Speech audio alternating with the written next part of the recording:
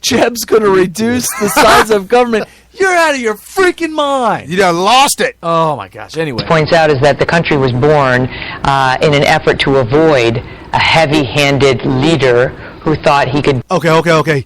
Megyn Kelly is now saying, yeah, you're right.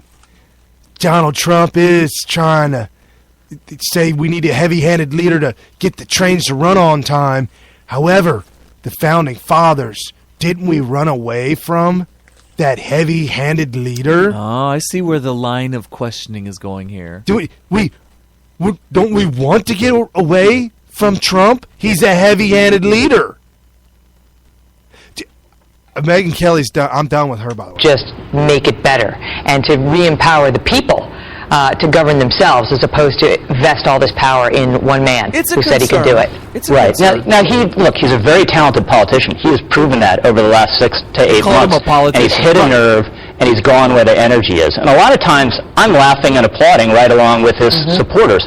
But conservatism is more than that. And I don't even believe, I think even on immigration, he is really conning people. This is someone who 3 or 4 short years ago was criticizing nice, pleasant, polite Mitt Romney for being too harsh on immigration. It wouldn't surprise me if one day Donald Trump, if he gets a nomination, wakes up the next day and says, you know what, deporting people, the best people in the country have told me it's not possible. Forget it. Rich, thank you. Well, first of all, to say it's not possible is going to end any politics. Anything. Now, I'm not talking about immigration.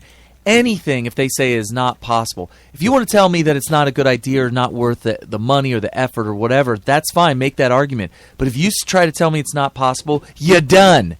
Right. You're done. Right. No, Get absolutely. out of here. It's just when they talked about, and the Democrats love to make fun of Republicans or conservatives who talk about self-deportation, it's true. It really does happen. Oh, I know for a fact. Living in L.A.? Oh, you're talking about L.A. How about Cincinnati?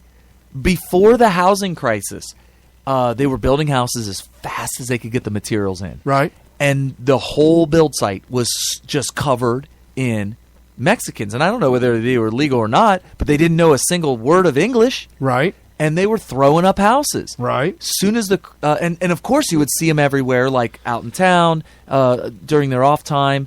The grocery store. I mean, there was a significant uptick of the percentage of Mexicans in Cincinnati. We never saw that before. No, we never saw Mexicans in Cincinnati. Never. Growing up in the 80s and 90s, there were no Mexicans in Cincinnati at all. I mean, negligible number of any kind of Hispanics whatsoever. You get to around that housing boom, 2004-ish, 2004 to 2008. All of a sudden, they were all over the place. That's fine. So I figured, well, this is the cross section of the makeup of the demographics of Cincinnati. Now we have a significant percentage of Hispanics in Cincinnati now, thanks to the housing boom or whatever the reason is. Right. As soon as the housing crash happened, and all the builders in town stopped building buildings, and there was no more of that kind of contracting work. They all disappeared. They deported themselves out of Cincinnati on their own. Right. They went somewhere else to look for work. And living in L.A., it's absolutely, when 08 hit and everything, like this big giant vacuum, and everything just disappeared, the well dried up, there were Mexicans on the street that I know, because I had friends that were Mexican that would translate. I learned Spanish, so I can actually talk to them. And there were many, many times just walking down the street around our shop, just kind of like they're looking for something. I'm like, hey, man, ¿qué pasa? What's up, brah? What are you looking for?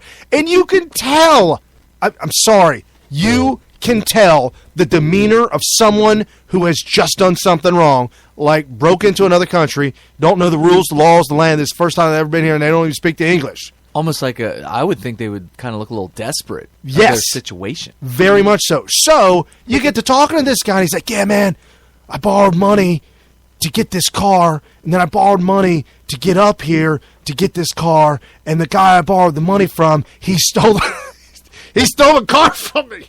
He stole a car from me. The coyote, the Mexican. No, this is God's honest truth. They are ruthless, and they don't trust each other, and they will do each other that way.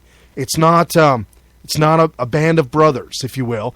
And so this helping each other out. Right. No, it is not that at all. So the guy's like, man, I'm looking for a job. I'm like, dude, you don't have papers. You can't work here. Not only can you not work here, there ain't no jobs. Right. And then he started talking about how there weren't no jobs. And I guess he's got a wife and kid back in Mexico. He said, I guess I'm just going to have to go back. I saw it firsthand. And it's not just one time. Multiple times I saw it. Self-deportation will happen, will work, strengthen up the laws, strengthen up the wall, strengthen up, the border protection and security. No country in the world allows what we're allowing right now. There is no country in the world. And there's good reason for that. Right. We're not just some big garbage can that people could just take a dump. Whatever. Yeah. Defecate all over. Right. All over the walls and paint the walls. Just not possible. Airbrushing. Airbrushing. Yeah. Wow. So I got one last clip of Megyn Kelly before we move on. I got other people that are waiting on the list of stuff. And it's under a minute long, and she's talking about Trump again. In a powerful Kelly File exclusive, one of the most influential publications in American conservative thought, publishing a dire warning from nearly 24 of the nation's best-known conservatives. Donald Trump must be stopped. Welcome to the Kelly File. I'm Megyn Kelly.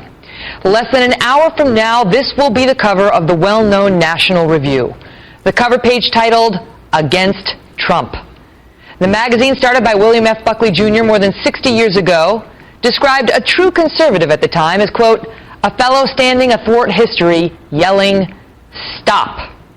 Tonight, these conservatives joined together in an attempt to do just that, publishing their objections to the Trump candidacy, and they do not mince words. Many of these men and women will be familiar to you. 3 of them will join us in just a moment on their message that Trump is not one of them. She's hosting the debate. Well, that can't happen. She's hosting the debate.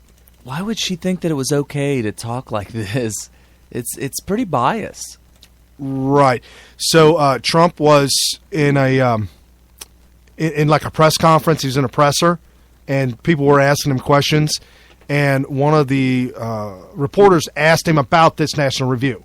Okay. Are they to be taken seriously? Are they just whining? No, the National Review is a dying paper. Its circulation's way down. Not very many people read it anymore. I mean, people don't even think about the National Review. So I guess they want to get a little publicity. But that's a dying paper. Really, I mean, it's pretty much. I got to say, Dave, pretty much of a dead paper. Yes. What do you think is going? It's a dead paper. No, but that means nobody's reading it. And I think Brian alluded to that earlier. I mean, I've never seen a National Review. I mean, I don't know anybody that reads it. No. Does anybody have an online subscription or anything? Well, I don't know. So, as I alluded to earlier, Glenn Beck coming out with the long guns. Okay. He's coming out for Trump. Long knives? I mean, coming after Trump. Okay. Beck on, this is reported by CNN Money. It was an article. Quote, Beck says, Trump wins, it will be a snowball to hell. I don't even know what that means. Okay. So this is what he said about the Washington thing. Quote, Beck says, we need a new George Washington. Oh, this was at the rally for Cruz. He said, we need a new George Washington. Today's Washington will not be found in the Garsh light of gold. That's what it says, Garsh. What's Garish? Garish? Yeah, it's garish. What does that mean? It's 2 syllables. Garish. Garish. Light of gold. Don't know. Okay. Whew. But rather, in the bold service of a man who stands tirelessly for what he deeply believes, the government should be of the people, by the people, for the people. I have prayed for the next George Washington. I believe I have found him, said Beck.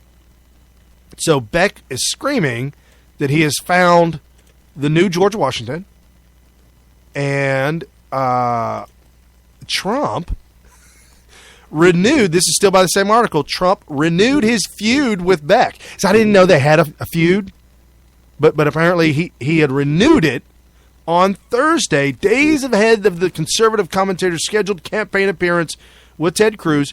Cruz's courtship of Beck was perceived by many observers as a response to Palin's endorsement of Trump earlier this week. Quote, and this was from Trump's Twitter account. He says, "Wacko Glenn Beck is a sad answer to the Sarah Palin USA endorsement that Cruz so desperately wanted. Glenn is a failing, crying, lost soul." Any voters? Okay. It's like incredible. So that was all by Trump at the end there. The backstory of Sarah Palin, she actually helped Ted Cruz get elected to the Senate. It was because of Sarah Palin. And Cruz's camp started to bash Palin. Cruz quickly came out this week and said, no. Back off. Back off Sarah Palin. She's good peeps. That's what he said, peeps. Good peeps. Oh, boy. So while Trump was at a, what do they call it? Talking to the Trumpites? The Trumpetites? I have no idea what they call the Trump supporters. They're coming up with names for him. So while he was talking to them, he decided to talk about... Oh, that was good. Thank you for that. That was bad. He decided to mention the whole Glenn Beck thing. Okay. They got, I think, 22 guys. 22, and the national mostly losers. Some of them I like. I don't like any of them now because they wrote something. But no, some of them I like. They always asked me to be on the show, like Glenn Beck. He'd call me, would you be on my show? Would you? And it wasn't that I didn't want to do a show. I'm so busy. I wasn't able to do it. Then he called my people. My people never told me. He didn't do a show. So bottom line, and I understand that, I wouldn't do a show. So he got very hostile. Once he got very hostile, I didn't want to deal with him. You know, I could have probably called him up, said, let's do your show, and he would have been fine, right? But that's the way it works. That's the way life works. He should have done a show, could have done. His show's failing. He's failing. He's always crying. You know, I like cries a little bit, but not that much. Not that much. Wouldn't I look bad if I was crying? How would you guys feel about Trump would cry? How would China feel if I walked in crying because I couldn't make the right deal? You ever see this guy, Glenn Beck?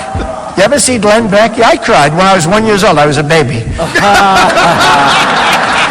And my mother, who was great, she was from Scotland, she said, even then you didn't cry very much. Okay, I don't want to cry. You know, I think crying's fine, but, I mean, I see this guy, he's a sad sack, and he cries.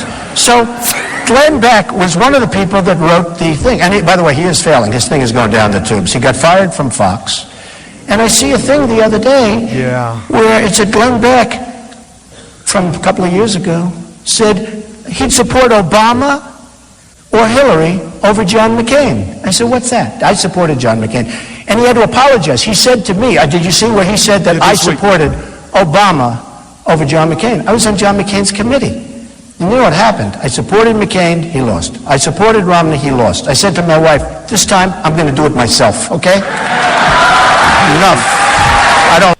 So check this out. This week, Glenn Beck accused Trump of supporting Obama. Why would you do that? It's like that's such a blatant lie. Why would you go down that road? Trump didn't even know it until Bill O'Reilly came out and said, no, Glenn Beck, you need to apologize. Yeah. And Bill O'Reilly showed that Trump was on John McCain's team.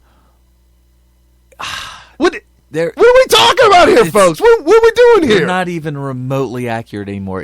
The desire to destroy Palin and the desire for other people, some people, to destroy Trump is just blinding them. Okay. They're destroying themselves. So the soundbite for the week, you know what it's going to be? Uh-oh.